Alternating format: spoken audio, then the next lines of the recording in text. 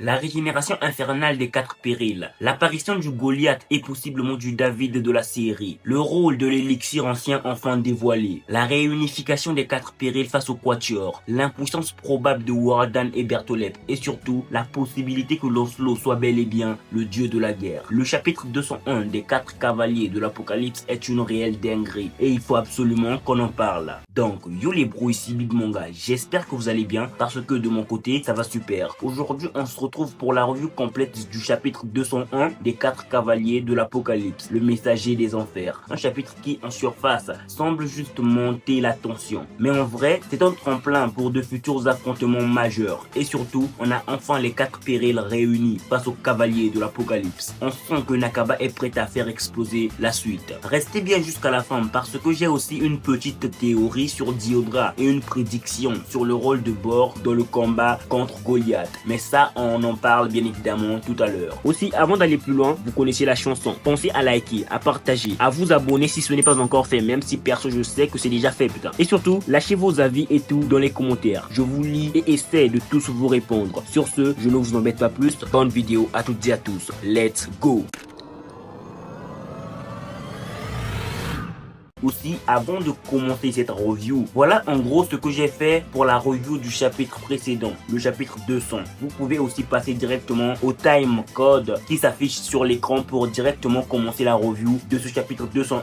Mais bon, j'espère que cette petite review du chapitre 200 vous plaira. On ouvre avec la fameuse page couleur annoncée au chapitre précédent. Et quelle page incroyable. On retrouve le Quatuor avançant côte à côte avec une classe ultime. Franchement, elle est assez incroyable, faut le dire. Bien évidemment. D'ailleurs, dites-moi ce que vous en avez pensé dans les commentaires. Et en arrière-plan, détail intriguant, on a une maison, mais pas n'importe laquelle. Elle ressemble comme deux gouttes d'eau à celle de Jericho. Oui, celle où elle vit avec le Lancelot de ses rêves. Est-ce vraiment la même? Hasard, coïncidence ou indice caché? C'est en jamais. Vos théories sont les bienvenues. Et je tiens à le notifier aussi. Je suis un peu grippé donc pour ma voix, excusez-moi bien évidemment. On enchaîne direct avec le face-à-face tant attendu. Le Quatuor d'un côté, les périls de l'autre. Et sans prévenir, Percy et Tristan bandissent dans les airs. Les hostilités sont lancées. Pendant ce temps, Govan est un peu sidéré. Leur plan de battre Berthollet pendant la cérémonie du plus fort du tournoi est littéralement parti en fumée. Et là, c'est le carnage. Gauser, posté à côté de Berthollet, tente une attaque. Mais le chevalier vert ne lui laisse aucune chance. Il l'attrape par le cou et le projette violemment vers Percy et Tristan, tout en balançant un slash dimensionnel démentionnel. Oui, vous m'avez bien entendu. Un slash qui tranche Gauser en deux. Mais pas que. Le dôme entier du festival des gladiateurs est aussi coupé en deux. Littéralement. Et c'est là qu'on comprend. L'épée de Berthollet, ce n'est pas juste une arme. C'est une monstruosité sans pareil. Elle ne tue pas juste en un seul coup. Non. Elle divise tout instantanément. Et dans un rayon bien trop large pour être normal. Voilà la base. Voilà ce que peut faire l'épée transcendante portée par le chevalier vert des périls, Berthollet. La partie supérieure du dôme, là où se trouvent Anne et les autres, s'effondre en chute libre. Et pour ce qui est de Diodra, on le voit vaciller, perdre l'équilibre. Mais est-il tombé avec eux? Était-il sur cette partie du dôme ou était-il resté en haut? Sur l'autre partie, c'est en jamais. Mais j'espère personnellement qu'il est encore du bon côté. Le côté qui n'a pas été décroché en fait. Parce que sinon, la théorie sur Waraldan le kidnappant pour le corrompre part littéralement en fumant en fait. Ouais, il doit redevenir méchant pour moi bien évidemment. Je kifferais. Mais bon, c'est en jamais. Percy et Tristan, eux, s'inquiètent direct pour leurs compagnons en chute. Mais pas le temps de jouer les sauveurs. Hauser leur crie de ne pas s'en faire. Les autres s'en sortiront. Eux, ils doivent juste se concentrer sur les périls. Et justement, Waraldan enchaîne car ils ne doivent pas laisser le sacrifice de leurs compagnons en vain. Elle lance donc une attaque. Flamme de dragon explosive. Percy et Tristan encaissent tant bien que mal, mais pas le temps de respirer. Berthollet intervient à nouveau. De nouveaux slash dimensionnels, plus violents encore. Résultat, l'épée de Tristan tranchée. Un petit bout de cape de Percy aussi. Rien n'échappe à cette lame. Tout ce qu'elle vise est tranché en deux. Et là, Berthollet déclare froidement: le prix à payer pour avoir gâché mon festival sera très élevé. Pendant ce temps, de l'autre côté du chaos, la moitié du chaudron tranché par Berthollet continue de chuter dans le vide, avec tout ce qui se trouvait dessus. Et oui, personne ici n'a envie de mourir, ça se comprend. Car soyons clairs, aucun humain ne peut survivre à une telle chute. Mais c'est là que Donnie va se surpasser. Refusant de crever comme ça, il réussit à ralentir la chute du lopin de terre grâce à sa magie télékinésie. Oui, il sauve tout le monde. Lui-même n'en revient pas d'avoir réussi à soulever un truc pareil. Ce dernier se demande même si ce n'était pas un autre éveil de sa magie. Mais non, Govan arrive derrière pour le remettre sur terre, littéralement. Car c'est elle qui a levé les limitations de sa magie avec le sort Passage de limite, le même que Merlin avait balancé au Seven Deadly Sins contre le roi démon. Le revers,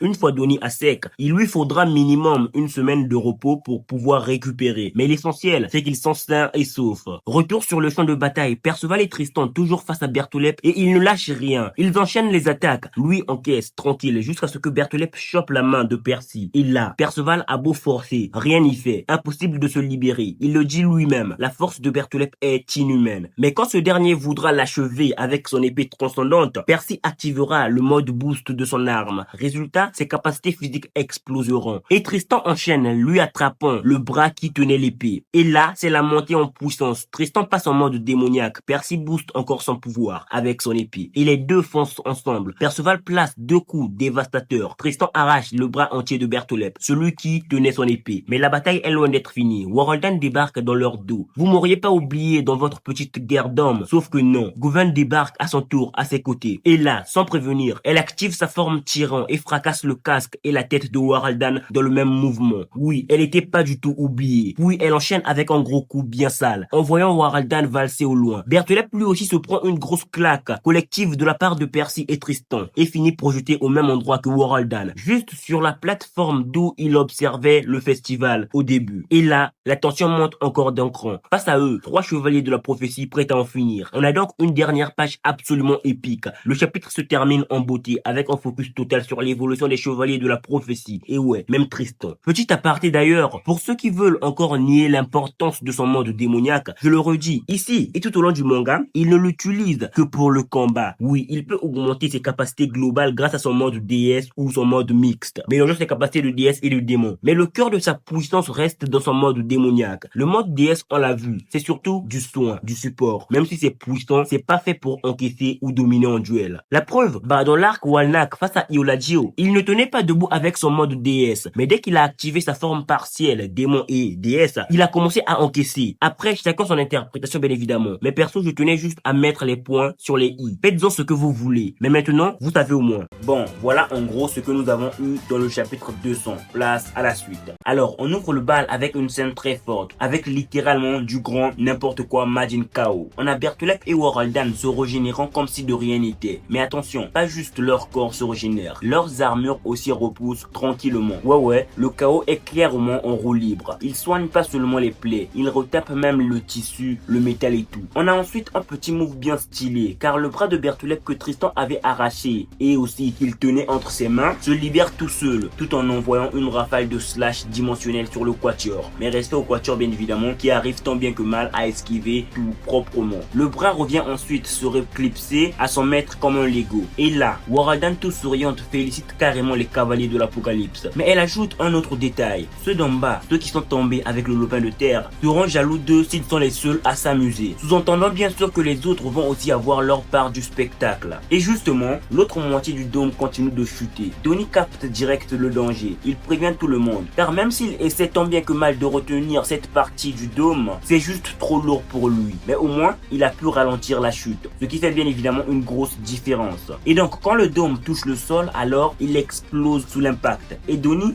il est claqué. Il ne peut littéralement plus bouger le petit doigt. Sa magie est à sec. Il est littéralement hors service. On a ensuite un petit moment sympa quand même, avec Eldin prenant le corps de Donnie dans ses bras, tout en le portant dans les airs. Ouais, faut le dire. Même s'il a été globalement inutile dans cet arc, il a fini par trouver une micro-utilité dans cet arc. C'est probablement son unique moment de gloire dans cet arc encore une fois de plus. Mais bon, même si son geste est assez héroïque, s'ils tombaient de cette hauteur tous les deux, c'était terminé pour eux. Mais heureusement, Hauser interviendra au bon moment. Il balancera ses petits tourbillons pour que tout le monde redescende en douceur. Du côté des filles, Naizen les sauve toutes en sortant l'éponge Perceval. Et voilà, à ce moment-là, tout le monde va bien, sauf bien sûr Donnie. Il est HS. Et alors que Hauser veut féliciter Donnie pour son exploit d'avoir bien évidemment ralenti la portion du dôme, tous ressentent une présence hyper oppressante. Ils se mettent direct en position de combat. Et là, Naizen toujours aussi lucide lâche fouiller tout le monde. Et c'est là qu'un tout nouveau monstre entre en scène, Goliath. Un mastodonte débarqué tout droit des enfers. C'est probablement le messager des enfers teasé dans le titre de ce chapitre. En lui voyant, les spectateurs du tournoi prennent la fuite tous paniqués. Le monstre lui perd pas de temps. Il balance un coup destructeur avec une arme mi-masu, mi-nunchaku. C'est à la fois violent et brutal. Pour ce qui est de Perceval et les autres cavaliers, ils sont inquiets pour leurs compagnons. Mais pile à ce moment-là, Waraldan réapparaît derrière et elle balance, c'est l'occasion parfaite pour le tester. Et là, elle nous explique ensuite qui est réellement Goliath. C'est pas juste un monstre, c'est le grand soldat vengeur, un golem créé par ses soins à partir des corps des innombrables chevaliers sacrés de Camelot vaincus et tués par le dieu de la guerre pendant ces 2 dernières années. Des cadavres qu'elle a elle-même recueillis pour en faire une expérience. Mais surtout, ce golem ne bouge que grâce à leur haine, leur rancune. C'est littéralement un monstre fait de colère et de désespoir. Et côté puissance,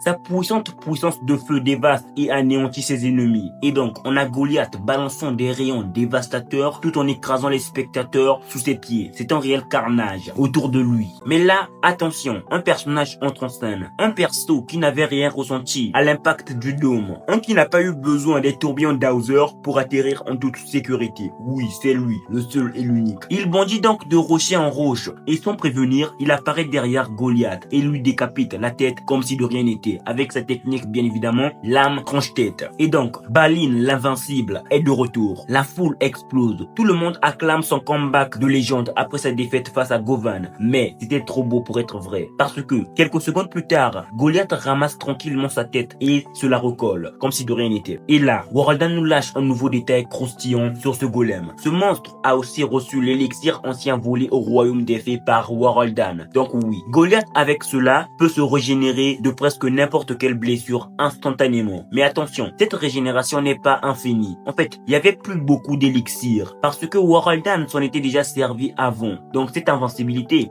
elle est temporaire. Mais même en étant temporaire, ça suffit largement pour faire un massacre. Et clairement, tant qu'il est actif, personne en bas n'est à l'abri. Suite à l'apparition de Goliath, Perceval ne perd pas de temps. Il s'adresse directement à Waraldan et lui balance: très bien, alors on n'a qu'à vous battre rapidement et aller protéger nos amis. Et là, même Waraldan semble un peu étonné parce que bon, penser battre non pas un mais 2 périls, c'est pas exactement à la portée de n'importe qui. Et pas juste des faux périls comme le Ironside et le Pelgard d'avant, mais de véritables périls en fait. Mais Percy lui reste droit. Il avance calmement vers elle et affirme: oui, on en est capable. Comme nous sommes actuellement, on le peut. Il le dit tout en donnant un coup triple impact à Waraldan. Mais alors, petite précision ici bien évidemment, parce que dans la traduction française, on a un peu embrouillé ce passage, car Perceval ne parle pas de lui seul, mais bel et bien du trio avec Tristan et Govan. Il dit on peut les battre actuellement, pas je peux vous battre actuellement ou bien qu'il peut battre Waraldan actuellement. Et ça, c'est super important, parce que ce n'est pas juste une phrase de bravoure perso, c'est une déclaration de force collective. Le quatuor a clairement évolué, et Percy lui-même le sait. Mais cette confiance va vite être mise à l'épreuve. Perceval et ses compagnons se feront violemment projeter au sol comme si de rien n'était. Et là, à la surprise générale, les 2 autres périls apparaissent derrière Waraldan et Bertholep. Et avec ça, les 4 périls sont enfin réunis sur une dernière page juste incroyable. On sent le danger, même l'écart de puissance naissante. Et Waraldan elle-même le dit: désolé de gâcher ton enthousiasme, mais à présent, cela me semble être tout simplement impossible. Et c'est comme ça que se conclut ce chapitre 201. Un chapitre franchement solide dans l'ensemble. Déjà, on a l'apparition de Goliath, ce qui correspond sûrement au messager des enfers du titre de ce chapitre. Et aussi, ce monstre permettra ainsi d'occuper les compagnons de Percy, ce qui était, je pense, assez prévisible. Mais surtout, on a aussi la réunion des 4 périls. Même si, soyons honnêtes, c'était pas non plus une grosse surprise, car perso, je m'y attendais un minimum. Surtout pour ce qui est d'Ironside, car il avait été mentionné à plusieurs reprises depuis le début de cet arc.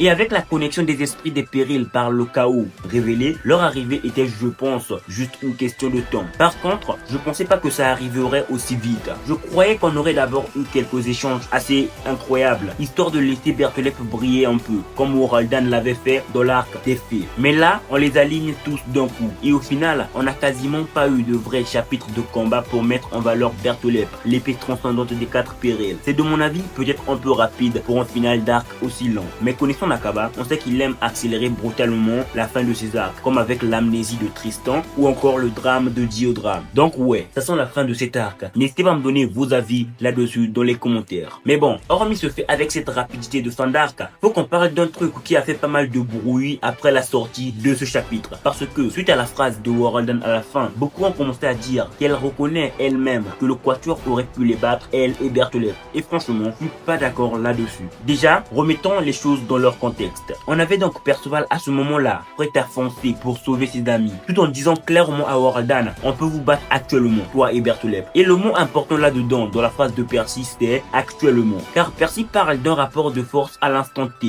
avec Tristan et Govan à ses côtés. Il pense pouvoir battre deux périls à eux trois. Et Waraldan, quand elle entend ça, elle répond uniquement après avoir vu Pelgard et Ironside débarquer. Elle dit que ça risque d'être impossible maintenant. Faut pas tordre ses propos. Elle réagit juste au changement de situation, pas au niveau de puissance du quatuor. Aussi, je tiens à rappeler un truc assez important. Govan elle-même a galéré contre Balin. Et maintenant, on voudrait nous faire croire qu'elle peut, avec ses compagnons, gérer Waraldan et Bertholep en même temps. Perso, j'y crois assez moyen. Car dans un shonen bien structuré, bien évidemment, tu peux pas montrer un perso secondaire de fou comme Balin et ensuite prétendre que les vrais méchants de cet arc sont plus faibles que lui. Si Balin nous a été présenté dans le tournoi de Bertholep, c'est pas pour rien. Ça veut dire que Bertholep lui-même est nettement plus dangereux et vu que Waraldan a la même puissance que lui, ça crée un matching parfait. Ainsi donc non, pour moi, Waraldan n'a jamais reconnu sa défaite ou son infériorité. Elle a juste noté que le contexte avait changé et clairement, maintenant que les périls sont réunis, le quatuor n'a plus du tout l'avantage. Alors pour moi, si le combat était resté en 3 contre 2, le quatuor aurait peut-être, et je dis bien peut-être, fini par gagner. Mais à quel prix? Bah, ils auraient probablement dû se donner à fond et franchement en souffrant sévèrement. C'était clairement pas un combat où Perceval, Tristan et Govan allaient enchaîner tranquille comme dans un training. Parce qu'en face, aucun des deux périls n'était aussi à fond. Et pour ça, on a des preuves concrètes là-dessus. Waraldan par exemple n'a pas encore utilisé ses fameuses boules d'espace, celles qu'elle avait sorties dans le royaume des fées juste avant de prendre l'attaque dévastatrice de King.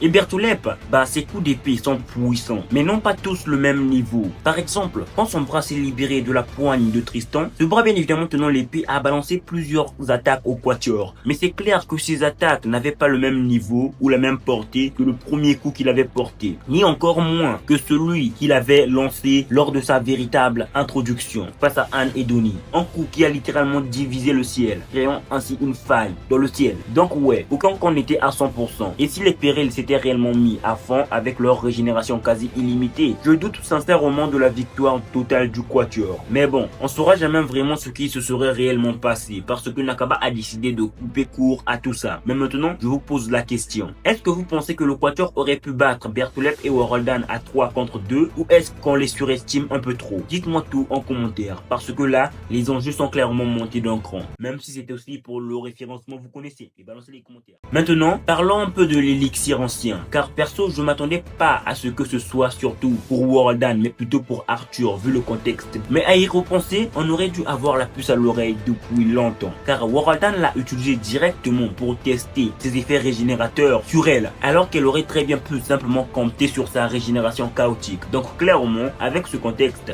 elle ne l'avait probablement pas récupéré pour Arthur, mais bien évidemment pour ses expériences. Si c'était Arthur qui le lui avait demandé, elle n'aurait très certainement pas utilisé une partie de l'élixir pour se soigner alors qu'elle aurait pu le faire comme je l'ai dit avec ses pouvoirs chaotiques. Et ça colle parfaitement avec ce qu'on voit avec Goliath, une créature ultime mais temporaire bien évidemment boostée par l'élixir ancien. La dose qui lui restait après ce qu'elle avait utilisé. Mais bon, si on a eu Goliath, alors normalement on devrait avoir son homonyme. Ouais, David doit faire son apparition. Et donc pour ce qui est du David de la série, deux noms me viennent étrangement en tête. En premier, Diodra, mais aussi étonnamment en second, Bor. Mais alors, pourquoi Diodra d'abord? Bah parce que si Diodra est vraiment en bas en ce moment, les attaques du golem qui sont alimentées, je le rappelle, par le désespoir ne pourraient probablement rien contre lui. Il serait complètement immunisé contre cette bête, puisque chaque attaque porte ce désespoir sur la personne qui le reçoit. S'il attaque Diodra, alors ce désespoir sera dirigé vers Diodra et donc le désespoir s'activera. Du coup, j'imagine bien un scénario où Diodra ou un autre perso bien évidemment finirait par tuer Goliath et ainsi Diodra pourrait récupérer la magie du golem et pourquoi pas même récupérer la magie des âmes vengeresses qui l'animent. Si Nakaba veut bien sûr réellement booster Diodra encore plus. Mais bon, honnêtement, je pense pas que ça arrivera car Diodra pourrait très bien être sur l'autre partie du dôme, celle qui est restée debout. Peut-être que ces bêtes en lui voyant chuter l'ont sauvé de la chute. Dans ce cas, il pourrait participer au premier rang du duel entre Percy et Ironside, ce qui me semblerait assez logique.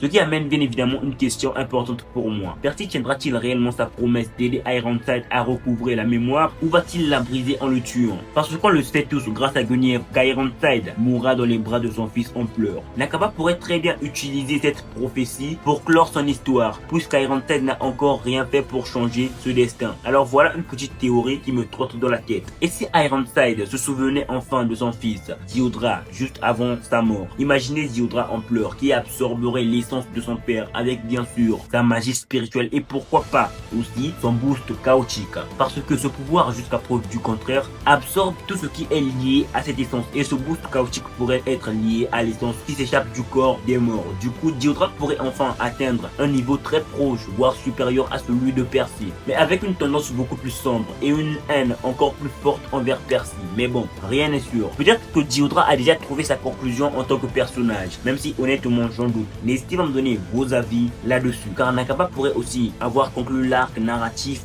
de Diodra avec son duel contre Percy, même si je le rappelle, j'en doute. Pour ce qui est de Bor comme le David de la série, voilà en gros pourquoi je pense qu'il pourrait réellement l'être ou juste le devenir. En fait, Nakaba, même si c'est subtil, nous hype un peu pour le perso. Il nous est dépeint comme un escrimeur avec des aptitudes remarquables qui n'a pas encore éveillé sa magie, alors que normalement, il n'a pratiquement jamais utilisé d'escrime de sa vie sérieusement. Et qui, je le rappelle encore, depuis le début de cet arc n'a presque rien fait. On se demande même pourquoi a-t-il même été introduit ainsi, alors que dans les légendes, c'est un perso assez important. Et donc, je vois bien Nakaba profiter de l'occasion pour éveiller enfin sa magie et lui faire sauver la mise en battant Goliath. Bor serait alors le David tant attendu. Ou alors, il pourrait prendre de l'importance plus tard lorsque tout le monde fouillera dans le bateau château volant. Avec bien sûr Merlin soulignant à quel point il est hors du commun. Sait-on jamais. Tout reste à écrire. C'est Nakaba qui décide. Mais vous voyez qui battre Goliath? Moi je mise sur ces deux-là, Bor et Diodra. Il y a aussi bien évidemment Donnie qui pourrait hypothétiquement balancer une pierre pour terrasser ce golem vu que sa magie c'est la télékinésie. Ce qui serait bien évidemment fidèle à l'histoire originelle. Mais honnêtement j'y crois grave moyen. Vu que Donnie est littéralement, d'après les mots de Govan, HS. Ils ont littéralement besoin d'une semaine entière pour se rétablir. Alors dites-moi, qui avez-vous en tête pour accomplir cet exploit? Qui selon vous sera le David? Pour ce qui est du titre du prochain chapitre, il s'intitule Les véritables 4 périls. Et là, on sent que Nakaba va vraiment nous montrer de quoi ils sont capables. Le Quatuor va peut-être mordre la poussière pour de vrai, même s'ils tiendront probablement bon pendant un certain temps, avant que Merlin n'arrive pour les récupérer. Mais bon, avant de réellement finir cette vidéo, un petit rappel rapide sur Tristan, car étrangement, depuis qu'il a activé son mode démoniaque, on dirait qu'il se soucie moins de perdre le contrôle. Perso, je trouve ça assez illogique, sachant que quand il était Tantris, il disait ne pouvoir garder le contrôle que pendant 3 minutes. Peut-être donc que Tantris au final le bridait bien plus que ce qu'on pensait, et que Tristan a maintenant une meilleure maîtrise de ce mode. Qui sait? Mais je pense que ce compte à rebours va bientôt revenir, parce que Nakaba n'a sûrement pas placé cette limite au hasard. Mais selon vous, Tantris était-il une fraude?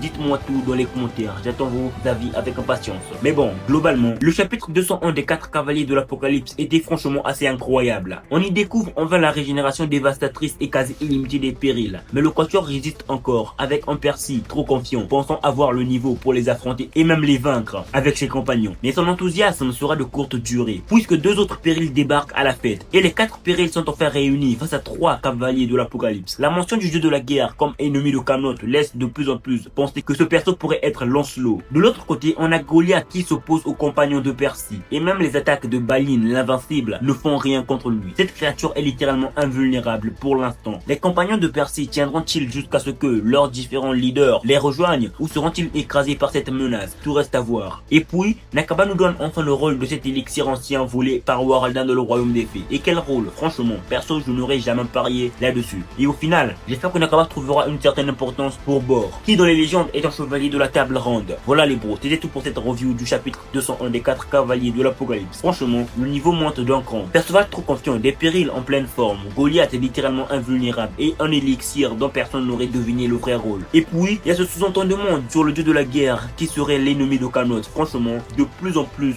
je le sens venir. Ce mystérieux personnage est probablement Lancelot. Mais bon, je vous prépare prochainement une vidéo assez complète là-dessus pour le watch time, mais bon. Mais maintenant, c'est à vous de jouer. Explosez les commentaires. Qui selon vous réussira à battre Goliath? Est-ce que Diodra va absorber son père pour devenir surpuissant? Ou est-ce que Bor, le possible petit David, va sortir une magie inattendue au dernier moment? Balancez vos théories en commentaire, je vous lis comme toujours. Si la vidéo vous a plu, likez, partagez et abonnez-vous pour ne rien rater. On se retrouve très vite pour la suite. C'était Big Manga et d'ici là, portez-vous bien et restez à l'affût. Bonne continuation à toutes et à tous.